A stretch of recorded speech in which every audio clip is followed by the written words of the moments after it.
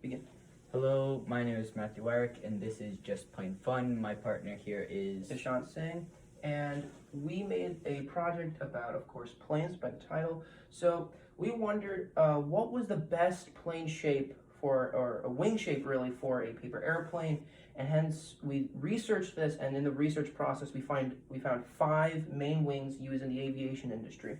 Those 5 wings include the dihedral, the delta, the swept delta or the S delta, the swept back, and the rectangular wing.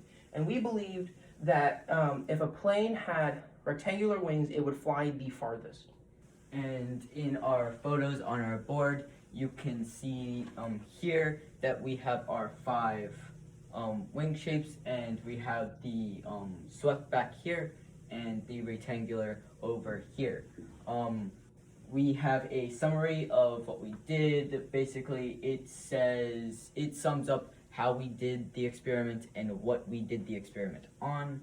Our materials, we used a tape measure to measure distance. We used 5 pieces of paper for our 5 airplanes.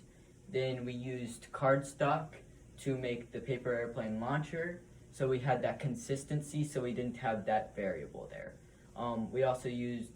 We had a couple of rubber bands bust on us, so we continually used these rubber bands, so we ended up using about 5. And our procedures was basically, we folded the cardstock into the paper airplane launcher. We folded our 4 or 5 planes. Then we went ahead and tested them. We tested them each 7 times, so we get an accurate data value. And down here is our data and our graphs.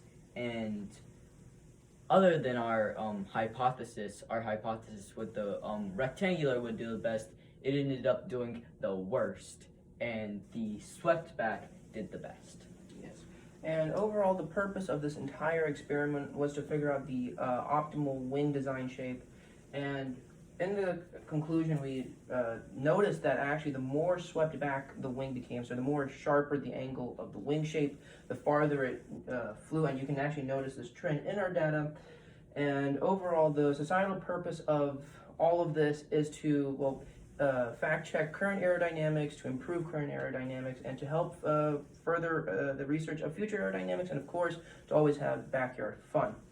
And we wrote down our observations and our data all in our scientific notebook and journal. Here is our scientific journal and our scientific notebook. Our notebook has all of the most of the things on the board and some of the other things in it.